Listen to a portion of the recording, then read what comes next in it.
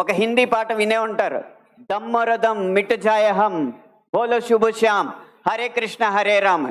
రండి దమ్ము కొడదాం, కలుసుకుందాం, శుభ సాయంత్రం చెప్పుకుందాం, తర్వాత హరే కృష్ణ హరే రామ్ అందాం. భగవత్ తత్వాన్ని, భగవద్భక్తిని జగత్ ప్రస్తుతంగా జగద్విదితం చేసిన ఇస్కాన్ వారి నినాదం హరే కృష్ణ హరే రామ్ని ఒక ఐటమ్ సాంగ్ లో పెట్టుకుంటే ఒప్పుకుంటామా? మీ ముందు ఇప్పుడు రెండు దారులు ఉన్నాయి. కాళీ అన్న సినిమా డాక్యుమెంటరీ పోస్టర్లో కాళికామాత సిగరెట్ కాలుస్తుంటూ ఒక పోస్టర్ వేస్తే మన ముందు రెండే దారులు ఉన్నాయి. ఒకటి నిమ్మకు నీరెత్తినట్టు కూర్చోవడం, రెండు నిగ్గదీసి నిలదీయడం. మీ దారి ఒకటా రెండా? పీకే అన్న సినిమాలో రాయి మీద పాన్ పరా కూసి అదే శివలింగం అని చెప్పి వెటకారం చేసి అన్య మతస్థుల మందిరాల్లోకి మాత్రం వెళ్లకుండా వాళ్ళు తరిమి కొట్టినట్టు తెలివిగా తప్పించుకున్నారు. అప్పుడు మన ముందు రెండే దారులు ఉన్నాయి. నిమ్మకు నీరెట్టినట్టు నుంచోవడం, నిగ్గదీసి నిలదీయడం. మీ దారి ఒకటా రెండా?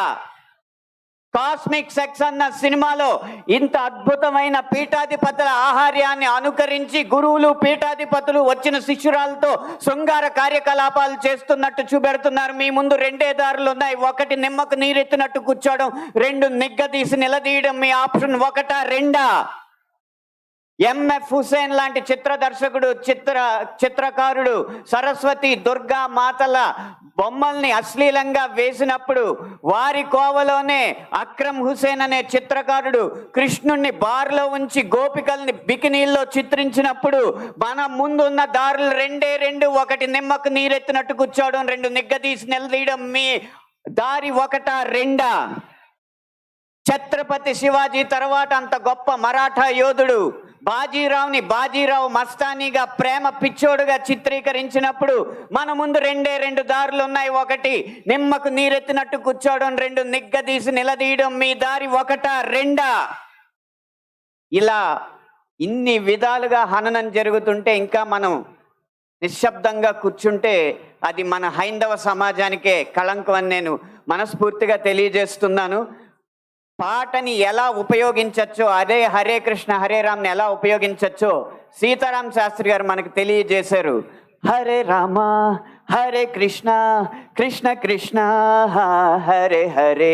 రామున్నైనా కృష్ణున్నైనా కీర్తిస్తూ కూర్చుంటామా? వాళ్ళేం సాధించారో కొంచెం గుర్తిద్దాం మిత్రమా. సంద్రం కూడా స్తంభించేలా మన సత్తా చూపిద్దామా. సంగ్రామంలో గీతా పాఠం తెలుపమా. ఇది పాట రాయడం అంటే, ఇది పాట ద్వారా సమాజ హితం కోరడం అంటే, ఇది పాట ద్వారా మార్పు తీసుకురావడం అంటే, ఇది పాట ద్వారా ఉత్సాహం రేకెత్తడం అంటే, ఉద్వేగం రేకెత్తడం అంటే, ఉత్తేజితుల్ని చేయడం అంటే, ఈ దారిలో మాలాంటి పాటల రచయితలు అందరూ నడవాలని నేను కోరుకుంటున్నా.